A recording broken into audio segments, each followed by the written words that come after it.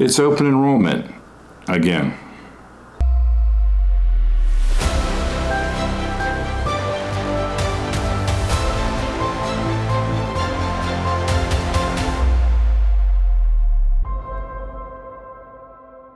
Every year, companies do what's called an open enrollment for benefits. Your benefit plans, medical, dental, life insurance, whatever it may be, short-term disability, long-term disability. They sign you up. Generally, it happens in October, November, and then those benefit plans become effective January 1, and you have a new benefit plan. What we're going to go over is what you need to know about your old benefits running out and your new benefits starting. And this is very important. This is money in your pocket, and it affects you and your family.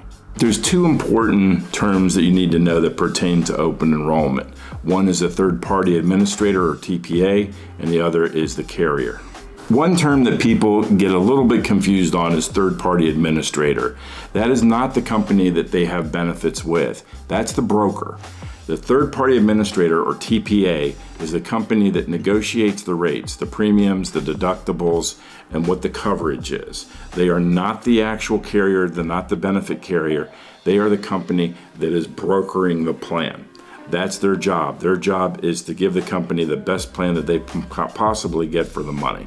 The carrier is the group that actually administers the plan that you're in. Say you're in medical, it could be a Blue Cross Blue Shield, or it could be a Humana or UHC. If you're in a vision plan, it could be VSP, and so on. These are the companies that actually manage your short-term disability, your long-term disability, your medical, your dental, whatever the plan is that you've signed up for.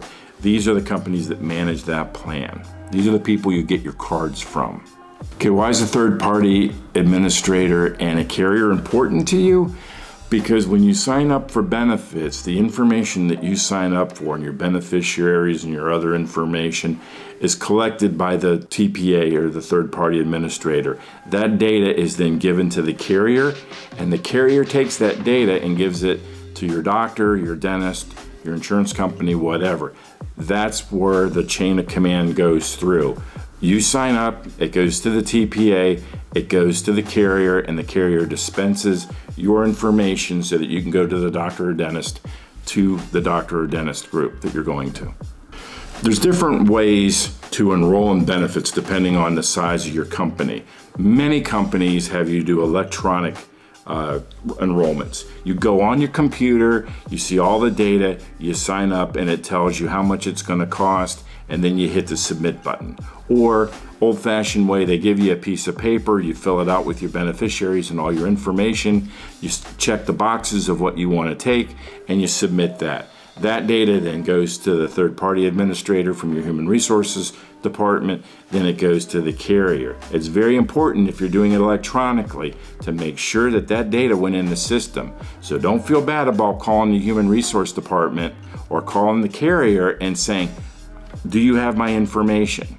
Like, especially in December, do you have my information? Because you don't want to get caught in January where you forgot to hit submit, or you forgot to check a box and you don't have benefits.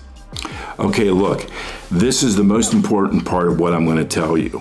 Make sure you are enrolled. Make sure that you have a piece of paper or some kind of printout that says, whatever your name is, you are enrolled, and these are the things you're enrolled in. I'm telling you this because I went to a company to do consulting that had 10,000 plus employees. When I got there, there were 150 employees in January who did not have benefits. They thought they had signed up. Whatever happened with the electronic system, they didn't hit submit, or timed out on them. They didn't do it correctly. They didn't hit the right boxes, and they did not get enrolled. So come February, January and February, when they were using their benefits, my phone rang off the hook, and I'm a new consultant coming into this company, and people are saying, hey, Mr. Mel, I've tried to use my benefits. The doctor says I'm not enrolled. I go and I look them up in the system. No, you're not enrolled. Well, I did. I enrolled. And I go, well, do you have a sheet of paper that says you enrolled? Do you have any kind of receipt that says you enrolled and what you enrolled in? No, I enrolled. Without that, it's SOL, pal. You don't have that, you're not enrolled. And you won't be able to enroll till next year. So you're screwed for the year. You have no benefits. So make absolutely sure that you have a piece of paper in your hand that says, I've enrolled for benefits and this is what they are. Don't worry about if the card comes in. Most of the cards don't come in until February from the companies. They mail them late. But make sure that you're in that plan. If you're not, unless you have a lifestyle change, if you adopt somebody or get divorced or you get married, that's the only time that you're allowed in a non-open enrollment time to sign up for benefits. You will not have benefits if you don't have anything that proves that you've signed up for benefits. They won't take your word for it. Here's some common questions or errors or things that make people upset that I want to go over. They're really important. You normally will not get your card until sometime probably in February or March for the most case, depending on when your open enrollment is. You have to remember that the TPA is giving your data to the carrier and that carrier is giving it to your doctor. Now, depending on how technically advanced your doctor is, he or she may not put the data in until February or March. So you're looking at probably a good 30-day lapse before you're in the system. That means if you go to the doctor in January, you go in there and you're gonna be paying full price. Now you're gonna get reimbursed, but I'm telling you from 30 years of experience doing this, and this is the main complaint I get from employees. I went down to see my doctor, I am not in the system. I look on BlueCrossBlueShield.com, I said, look, it says you're in the system. Well, they say in the doctor's office I'm not. Well, you haven't been entered yet. Welcome to the world of technology. So now you have to pay out of pocket and you'll be reimbursed by the carrier at that time when they get your bill. So you have to get the bill, submit the bill, and I'm talking about a good 4 to 6 month wait before you're reimbursed. If you're lucky. If you're lucky. If you're lucky. So make sure that when you go in February, go in March, get your medical and dental work done in November and December and use up that deductible because your deductible is going to start all over again in January. So why waste that money? If you've already met your deductible in November, December, plan the kids' visits then. Don't plan the visits in January where you're paying out of pocket. The third thing is making sure that your data is accurate in the system. Payroll and HR departments, and I'll say it because I'm in one, and I've had as many employees as 80,000. Some people fall in the cracks.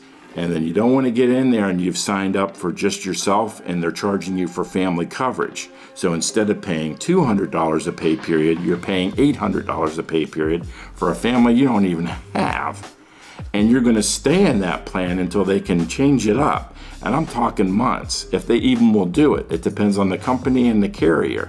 So you have to make sure, keep that piece of paper where you signed up of what you chose, because you don't want the HR and the payroll department coming back and saying, well, no, you signed up for family coverage. And you're like, well, no, here's the paper saying that I signed up for single coverage. It happens. That's technology. You sign up for single, you come out in a glitch and you have family coverage.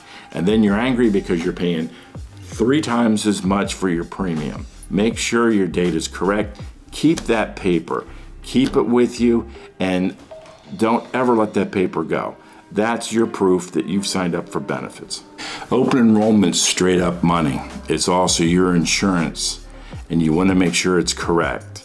This is the most important thing that you're going to do as an employee all year. This is money that's in or out of your family's hands if you don't do it correctly. So make sure that you know what you're signing up for. Make sure that you have all the information before you sign up. Don't let anybody push you into making a decision before you're ready to make a decision. And when you make that decision, keep a record of the decision that you made. It will cost you a ton of money and a ton of grief if you don't. All right, thanks a lot. See you later.